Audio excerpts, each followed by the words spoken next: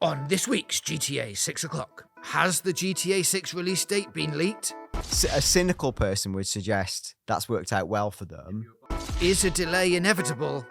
And the time window is getting feasible but narrow. And what got a recent interview shut down? So there was a lot of stuff in there about the performance of the game and what kind of development stage it may or may not be at this time. It's all here on this week's GTA 6 o'clock.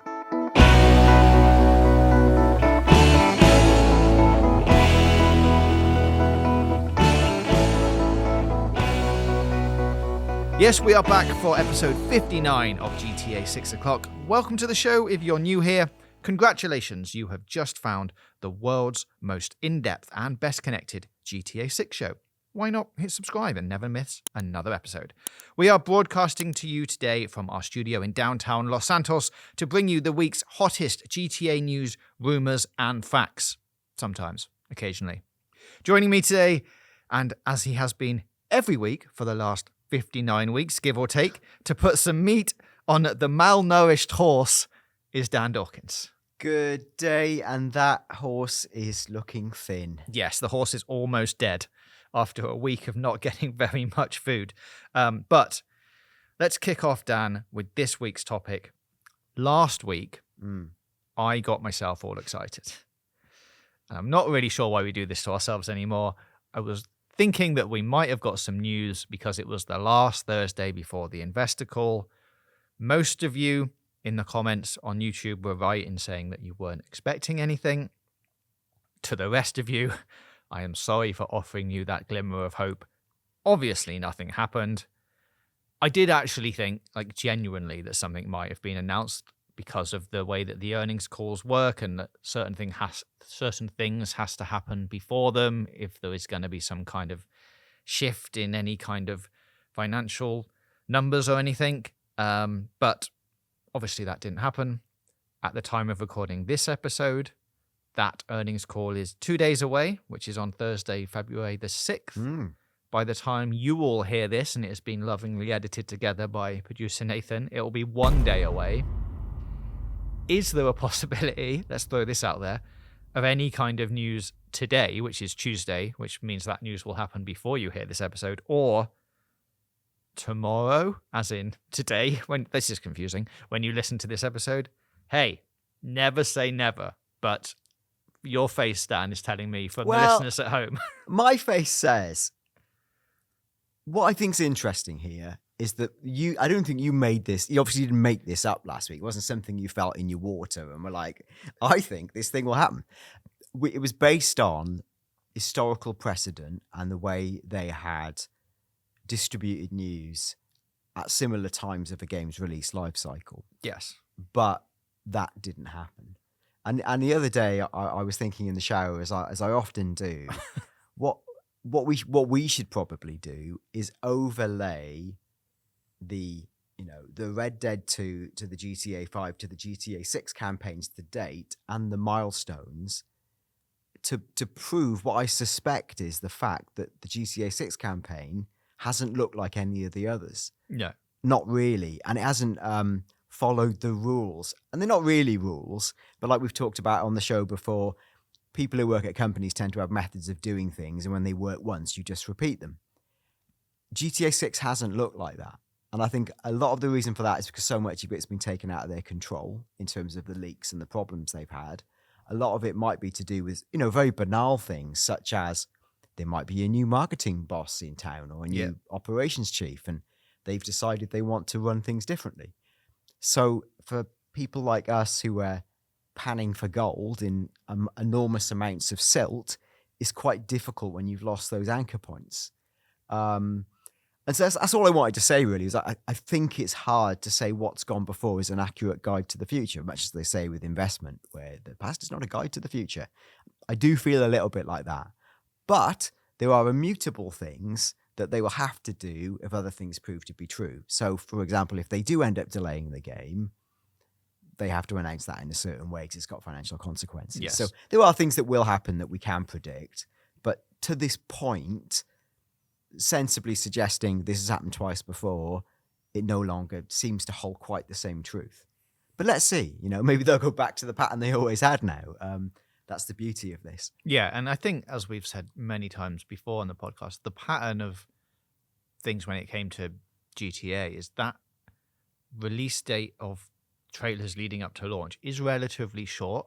Like, I think, as you say, maybe we'll do this in the next episode, if we map those things over the top of each other, the actual kickoff for the GTA 5 campaign, once it actually started, once we got past we need to give you a thing because it's been delayed, I don't think we've quite hit that yet in the GTA 6 cycle. Like, it's coming. It's pretty close if we are going to hit Agreed. If GTA 6 launches as we expect in like fall this year, late this year, we've still got enough on-ramp for them to do a lot of promotional activity. Just about.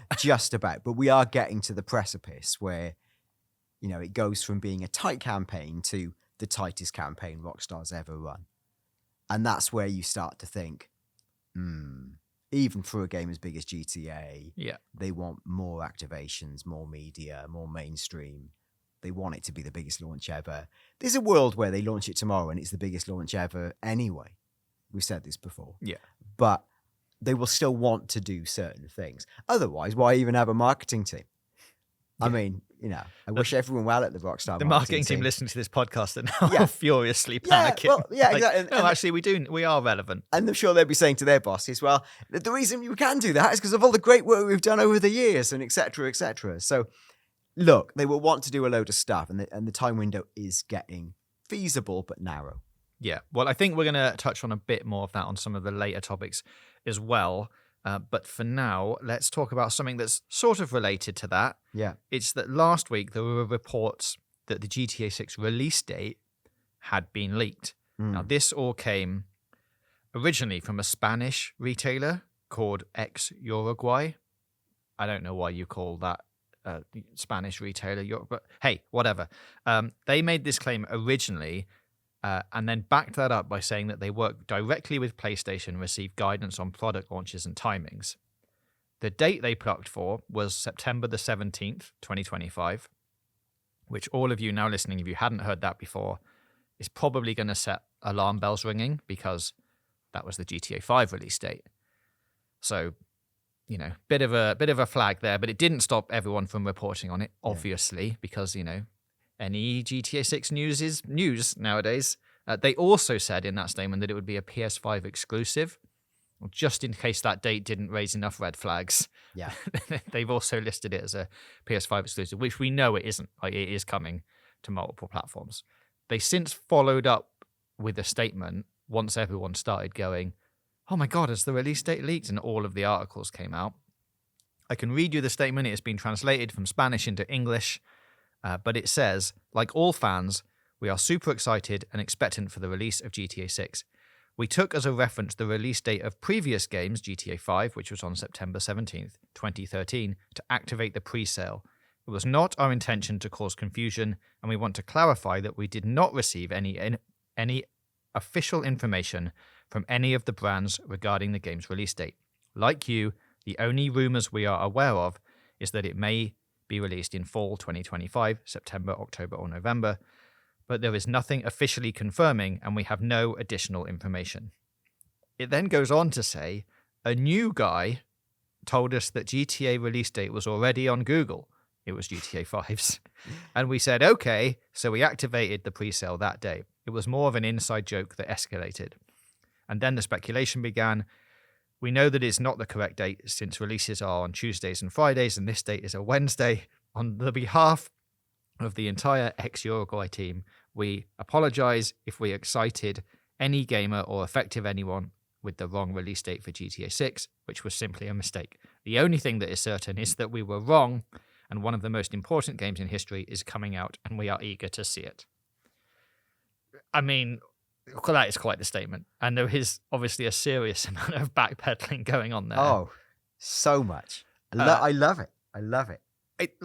If I was going to pick holes in it, it goes from saying, look, we've made a mistake. We plucked for the original GTA 5 release date and just put that up. But then to then say there was a new guy who just went, the release date is on Google, and they've just gone, okay, and put that in is wild. But you know, who am I to say how to run a pre-sale gaming It's website? an incredible state. It's almost like all this preamble to the Anchorman that escalated fast meme. Like, what? Like, none of these things are plausible. And then we were in a dust up and a guy brought out a chain. Yeah, sure. And all those things happened. I mean, what is true, whether this is a happy accident or not, is I have now heard of ex-Uruguay. Yes. So now you know about them. a cynical person would suggest that's worked out well for them. If you were buying a game in Spain, you Yes. now know where to go. Also, ex-Uruguay look a little bit clownish. So there's the flip side of that as well. So I don't know what to believe. It sounds like a massive muddle up. Clearly not I the feel release like date. by putting that date out there and then all of the reports that came after it, they may have got some pressure to release a statement to actually say that is not the date from some other sources. Let's say it might have gone, because the statement that they originally said to go, hey, we're working with Sony, we get our information from there, almost gives it too much like credit, and then people will start going, well, if Sony are saying, if they're saying that Sony have said this and they're saying this date, I mean, the date is a madness anyway. It conceivably, could it happen? Could they pick the same date as GTA 5 to release GTA 6? Yes. It is actually slightly outside of the official fall window, that date. Fall runs from September the 22nd to December the 21st, officially. But, you'd maybe give them a little bit of leeway. But yeah, I think like that the whole thing that people started reporting on it and going, is this the date this retailer says it is? Those kind of articles start blowing up. It brings more attention onto it. They would have had to have said something, unless they were sure, which clearly the new guy in the office was not sure. There would have been effectively a grown-up or like a sort of police person at the various companies who might have said, just don't say that. We can't say for any reason yes or no, but just don't say that. And all companies, all retailers will have a relationship with PlayStation, Sony, whoever, because they have to know the release date so they can stock them in the shops or prepare the online inventory. So a relationship with Sony is a very broad term. We have a relationship with Sony.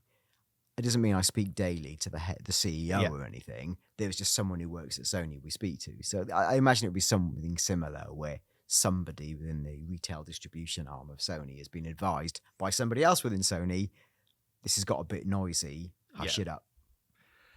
I guess the one thing that is correct here, aside from everyone now knowing about ex-Uruguay, is that the game is currently set to come out in the fall, which is September, October, November, or December. As we said, September 22 to December 21 officially. I'm going to put you on the spot and say, let's pretend everything that we know is true. The game is coming out in the fall. It is coming out in that period. If you were a betting man, which month are you picking? September, October, November, December to launch GTA 6.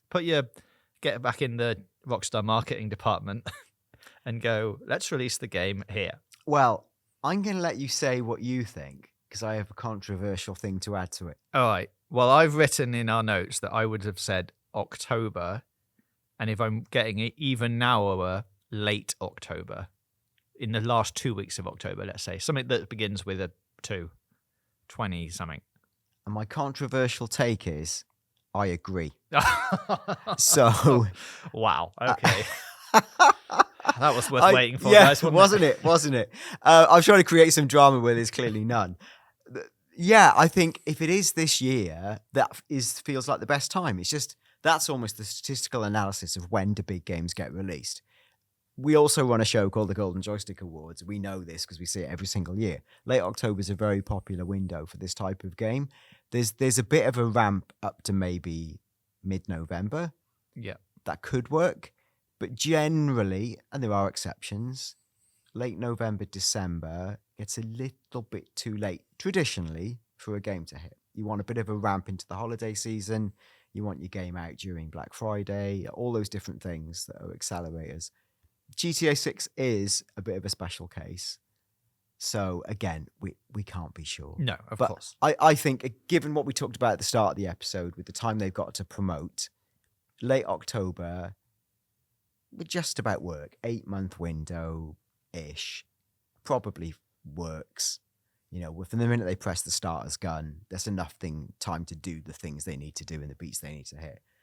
Beyond that, if it misses that, it does feel a bit like all bets are off. And if we're having it's 2026 conversation, whew, well, I don't know. I don't know what's going to happen. March. Yeah, and exactly March, because it's fiscal year, and then it becomes a fog of a cloud. Yeah, and I would have said October, because if we are taking fall as officially starting and we're going to hit that window, September the 21st doesn't leave you that long in September.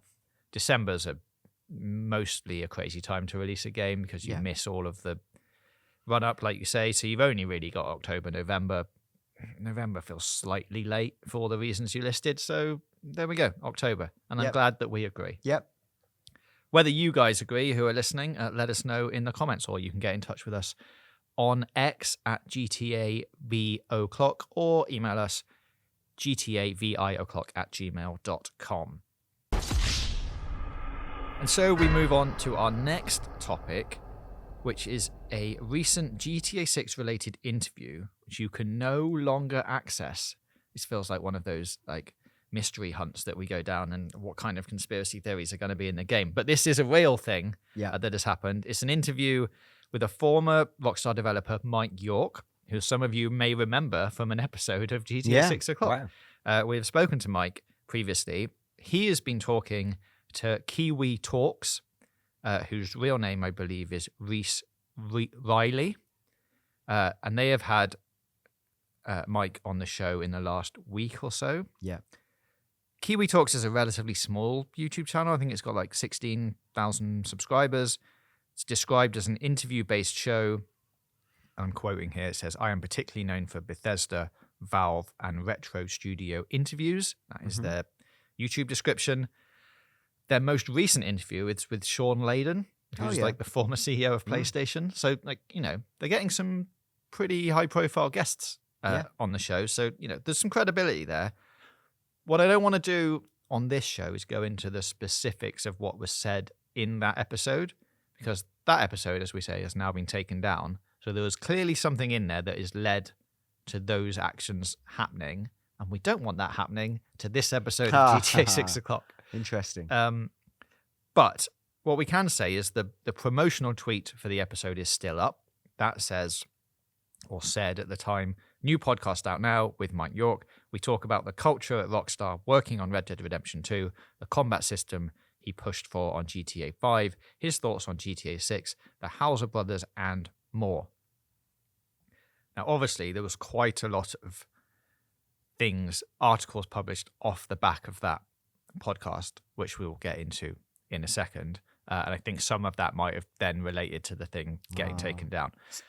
Reese has put out a statement following all of that said, "Just to set the record straight regarding the Mike York podcast, because I'm being bombarded with DMs and emails and articles are being written out for the last few days. Mike wanted it taken down for NDA reasons. He is not being sued and no lawyers are after him. Case closed." I would assume, and I don't know what we're going to get your controversial thoughts from you, Dan, which may be similar, that the problem with this interview is that some of the discussion points that were being presented as theories or guesses in the show ended up in headlines being presented as facts. So there was a lot of stuff in there about the performance of the game and what kind of development stage it may or may not be at this time. I don't think, based on our conversations with Mike, that he would have known. He can't definitively say any of that stuff. He doesn't work at Rockstar now. He's not attached to the development of the game. So I think he was going, from experience, I think this. And they might be at this stage of development, because when I worked there, that was the stage of the development that they might have been at this time. If they're working on 6 now, it might be around here. There's a lot of things, and you can find all of these interviews, all of the quotes, basically, in all of these articles that are already up. I wonder whether the stuff about the performance of the game and what development stage it might be at was affecting things on a wider level, and that's why some of this stuff had to be taken down. You can't stop the articles being written. They've already happened. But this article went live on January the 28th. January the 30th, it got taken down. After the 28th, there's loads of articles up until even yesterday that were being published with statements saying the game is in this state, or this might happen here, this might not happen over here. And if you took, this might be entirely unrelated, but if you look at Take-Two's share price since that video has gone up, it has gone down almost 10 points. It's gone back up again recently, but it has not recovered to where it was at the end of January. This may be an indicator that the earnings call is coming up and people are just being a bit like fluctuating on where they want to be, what they want to invest in. But it could be an indication that those reports did not do well for the company, and therefore we might need to do something about it. Yeah, I was going to add, as someone who perversely quite likes following the stock market. I thought this would be up your alley. Yeah, it's an interesting time to analyze stock prices because of, and you know why, Donald Trump. So we had an absolute howitzer that no one saw coming last week with the DeepSeek launch, the Chinese AI tool that had the biggest wipe of value off the big six tech stocks that you've ever seen. Like Nvidia they lost an amount of value higher than the actual market valuation of Oracle, the company, for example. So all of Oracle got wiped off. And actually for Nvidia, that was like 10 to 15% of their company, but they're still pretty good, right? Like it's astonishing how much Nvidia is worth. So that had an impact on a lot of stocks that were seen to be AI facing. If you look at the Rockstar or the Take-Two share price, it doesn't actually seem like they got that punished for that. That was kind of like the 27th of Jan, right? Mm-hmm. That didn't really do too much to move the needle on their share price. So I guess that the market decided you are not exposed to the risks that DeepSeek may present. Then the share price goes back up. And I've got to say, these variations are actually very normal deviations. Like their share price has kind of topped out at about 190. It dipped at its lowest point to 184. That's 6 points. That's about 3 to 3.5% variation. That's almost within acceptable ranges of daily trading. A dip of like 5 to 10 is usually market news, like bad news. Beyond that, it's disaster time. It's something really bad has happened, like results are way off or something's really big being delayed. I would say that if it was concrete that GTA 6 was being delayed, you would see a bigger than a 3% market variation. The further complication to reading the market is Trump, as he is wont to do, made a series of super grandiose threats around tariffs. So he threatened to impose a 25% tariff on Mexico and Canada, which are not insignificant markets. China, 10%. Threat of European Union sanctions, 10%. These things haven't come to pass. As classic Trump, again, haven't come to pass. But it led to the things like the ESA, the organization that formerly ran E3. You might have seen last night, they issued a statement, which I must admit was a little bit hysterical, saying that like something like grievous harm will be caused to gamers by these tariffs. I'm like, it's not grievous harm. We're just going to pay more for games, possibly. Yeah. Like that. It's gonna hurt just the say wallets. that. Grievous harm to me is something else. Now, so with all of those mitigating factors, it's hard to read a small share price variation. I think it's hard to read. But you're right. The timing is coincidental. There's a slight negative fade around about the time there are more headlines. And it might just be a few clued up private investors saying, maybe I'll sell my Take-Two stock. That's possible with that level of variation. If the big investment firms believed it, you'd have seen a bigger drop. Yeah. And the interesting thing is this, in that interview, I don't think there was certainly no indication that he anticipated a delay. More so, I think that you could believe some of the things in there that was actually on track for the current release date, given what he was saying about where he believed it would be. So, you could take that and say, okay, the current release date is very much alive. All of this leads back to what we said at the beginning, which is when is the release date? Is the full date going to hold? But as we move through the weeks and the months past all of these earning calls, statements, does the prospect of a delay feel inevitable? I think the further we get through the year, the more realistic that becomes. And I don't know if you have any thoughts on like when is the latest we might get a change in direction or a statement about fall is still happening versus we might have to push the game back a bit. Because once we get past this earnings call in February, the next one is May, which conceivably you could get through February and say everything is still on track, I think. May is maybe the time where you'd have to go, 4 or 5 months from release. We're not going to make it. Yeah, 2025 has at best 7 months to run from that point, which is, like we just talked about, very tight, if not too short, for a promotional window, which is usually 8 to 12 months, let's say. So it would almost feel too late. So I think it places an extra emphasis on the call, what will be potentially tomorrow as you hear this, whether that is like the last few earnings calls have been astonishingly straight bat in the most business as usual, boring, everything's fine type way. And whether analysts at the end of the call ask specific questions around release dates and how they deal with it. I think it'll be interesting to read that for tells or things that feel like maybe something's in flux or language that lacks certainty. And maybe we can revisit that next week and actually look at how the language through earnings calls has changed or not changed.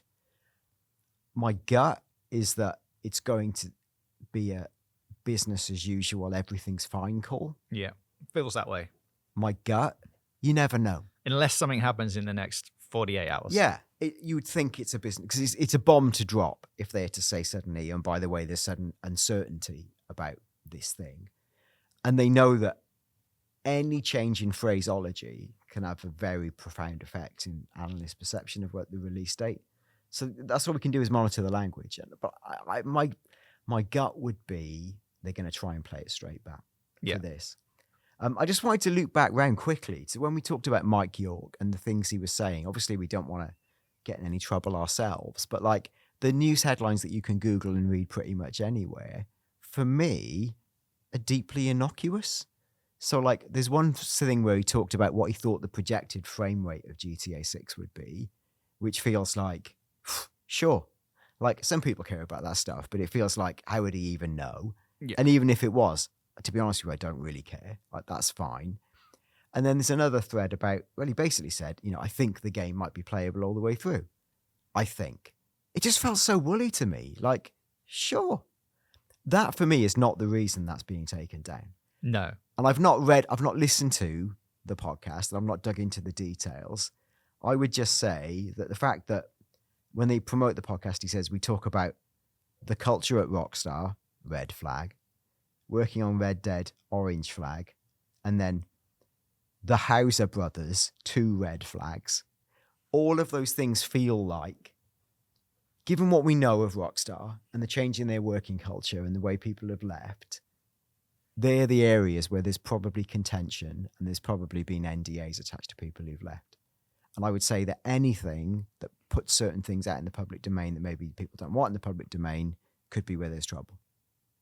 And I don't know those details, so I can't spoil them. I mean, sure, there's probably a variety of reasons here where they're like, there's some things in this that are maybe a bit close to where we don't want them to go. So let's just, get rid of it. But there is, and then Mike York has recently released another video on his own YouTube channel just as recently as like 3 days ago. So he's still free to do what he wants. And it's related to like, is GTA going to cost $100? So he's still, he's still alive, which is, that's good. And still peddling the, I used to work at Rockstar, here is my insights. Yeah. So all of that stuff is fine. I do probably, for, boring reasons, agree with you that, yes, it's probably culture related and in, working within Rockstar and how some of those decisions are made or not made that might have caused all the flags on this one. And people listening may well have listened to it and know for a fact what they think it is or have a view. Like I've not listened to that and I can't now because it's been taken down, but I'm sure I could find the transcript somewhere. I'll have a mooch and maybe we'll think about how we might frame that next week. But for now, I think it's that. I think it's just something to do with culture, people, actual people falling out. Yeah. It's interesting that the host of the podcast makes a point of saying, we did it for NDA reasons, but he's not being sued. It's all fine. Like, it does sound like someone said, just hush up and there'll be no further action. Yeah, well, I mean, there was a statement that has, I think, since been deleted where I think the host said, we've had to take it down because Rockstar's legal team came for him. And I think they've also had to backpedal on that to go, sure, actually, it was just an NDA. And, all of these things are just... Even that, not to say to pick Rockstar out, but that's a very legal team thing to do, is to say the legal team demand that you don't mention that the legal team got in touch. I feel like that's a thing that's happened to me in various times. Let's say, in the context of my work as a professional in the games industry, I will add. Yeah, okay. Well, all of that brings us around to, yes, I feel like the call this week is going to be very much business as usual, which gives you between February, March, April, May to make some kind of either, yes, it's still coming this year, or, hey, we might need a few more months to finish all of this thing up. We will see. Let us know what you think. Yeah, and I just quickly add again, we talked last week about having people approach us with what sounds like very credible leaks, right, or rumours about the game based on talking to different people. One of those rumours, I can't lay it down too much, the date they suggested for a second trailer would work for that time window you just said. So rather than announcing a delay, we just get the second trailer within that window. And then you would go, right, game on. Yeah, because unless the second trailer says fall 2026 or whatever it is. Yeah. But like the trailer itself would align with where we're going. You would imagine at this point, whenever that second trailer comes out, the end slate on that is going to say either an actual date or 2026. We will see. Look out for in the earnings call, Strauss Zelnick or someone saying, we look forward to sharing more information soon. But will it be any more precise than soon? Or will it just be soon, as in this time it's actually soon? Yeah, like within the next few months. Yeah, between now and the next call. He won't say it at that precision, but I think that's a phrase to look out for. And now for something slightly GTA adjacent, but as we will get around to, still relevant. Rockstar co-founder Dan Houser's new project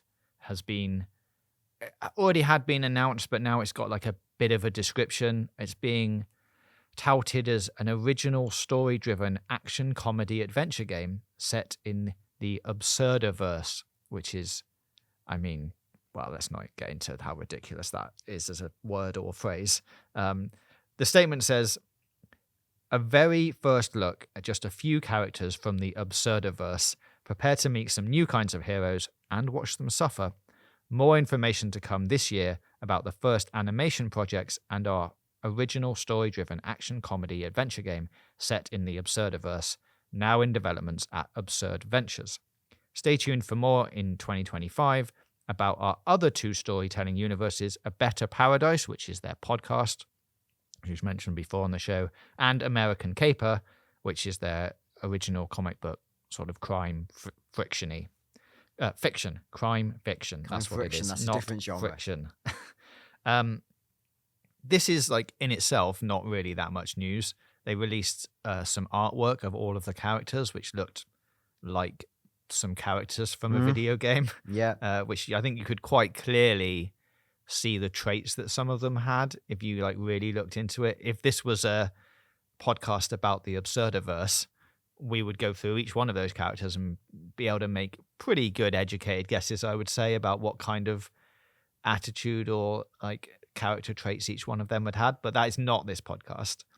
I think what is interesting here is if you match this up against Mind's Eye, which comes from Leslie Benzies, which is described as a story-driven action-adventure thriller set in a fictional near-future Americana featuring best-in-class cinematics, high-octane driving, and explosive combat from legendary game director Leslie Benzies.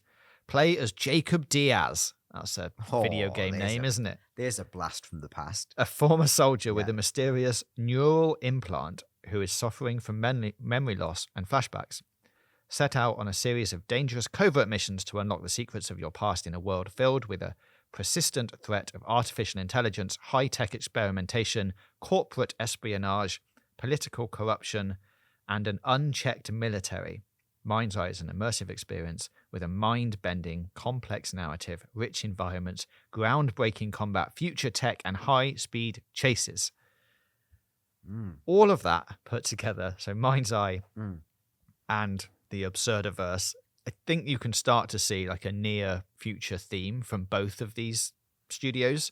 Obviously, ex-Rockstar leads. GTA 6, as we know, is set in almost present day. You know, we're thinking 2020s, roughly around that kind of time. But the themes of all three of these titles, GTA, Mind's Eye, Absurdiverse, it's not called Absurd. I keep saying that, but it's where it's set, isn't it? But I don't think it's actually got a name. No, it doesn't. Okay. So the game that's set in the Absurdiverse, it all feels pretty close, and I think we're bound to get some comments on these themes within GTA 6, as we've said before. Like AI, massive topic. Feels like that's ripe for some kind of commentary in the GTA 6 universe. Corporate espionage, we've seen that kind of thing before. Political corruption, like all of these things feel like good beats to hit if you're developing a story that is set in what would be considered present day America, or in the cases of those other two projects, near future. So, I mean, what are your thoughts? Do you think we're going to get those kind of themes prevailing through in GTA 6? GTA 6, I think we talked about it on the show. I think it will be broadly present day, but I agree with your thesis that it could span time periods. I think that, and by that, I don't mean millennia. No. And I don't think it's going to go to a place that like Mind's Eye is in, where Mind's Eye feels like, Mind's Eye and Absurdiverse feel like people who once upon a time worked at Rockstar fulfilling fantasies of things they could never do at Rockstar.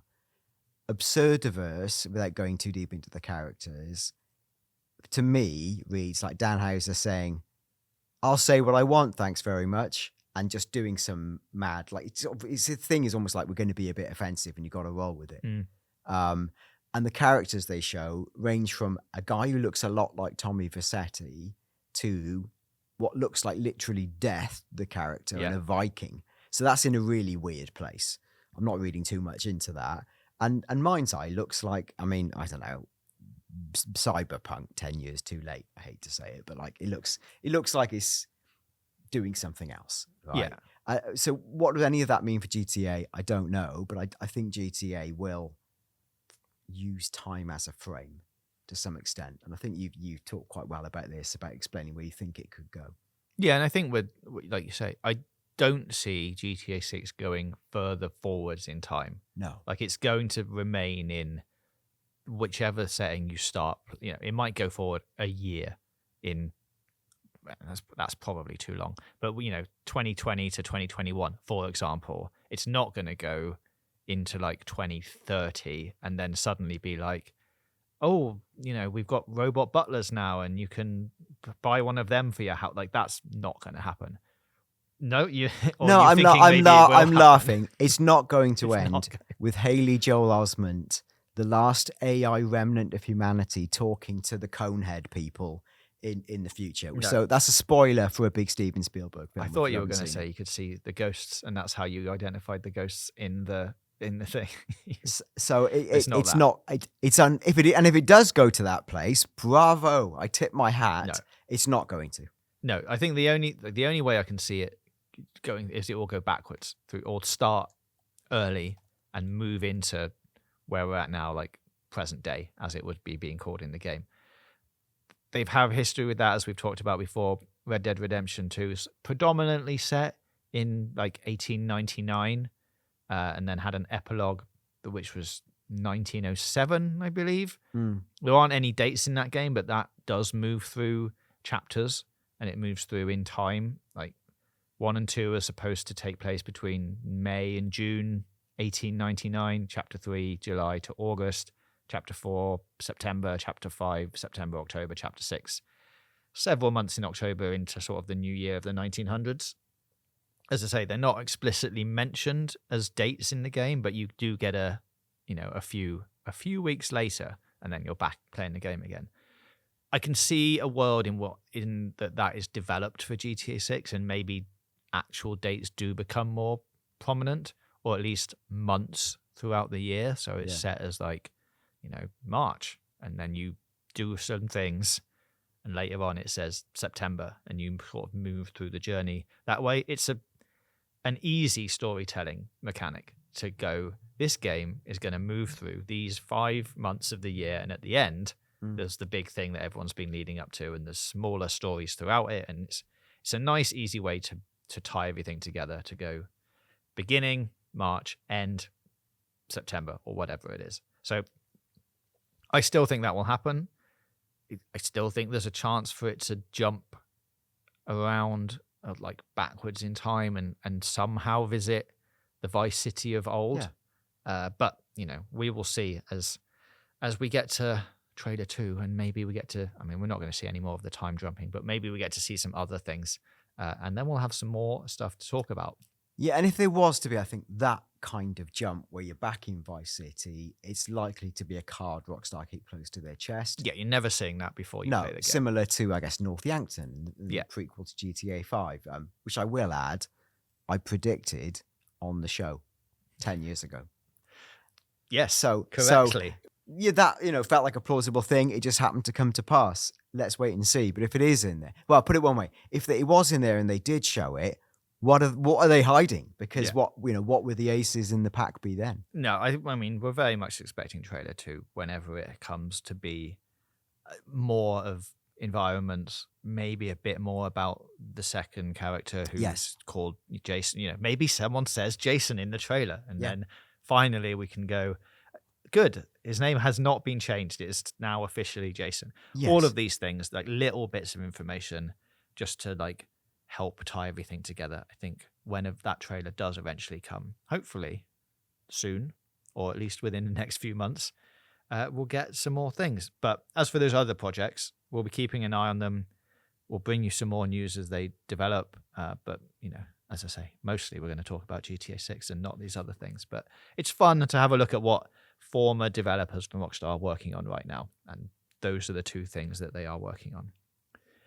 All of which I think brings us to the end of this episode. So thank you all for listening to episode 59. Thank you for all of your comments last week. Please keep them coming on YouTube. You can subscribe if you haven't already on YouTube. Get in touch on Twitter at GTAVOclock and email us gtavio'clock@gmail.com. We are about to go. Enjoy the investor call. If anything happens, we will do a special episode. If anything major happens. Yes. If not, we will be back next Wednesday for another episode of GTA 6 o'clock.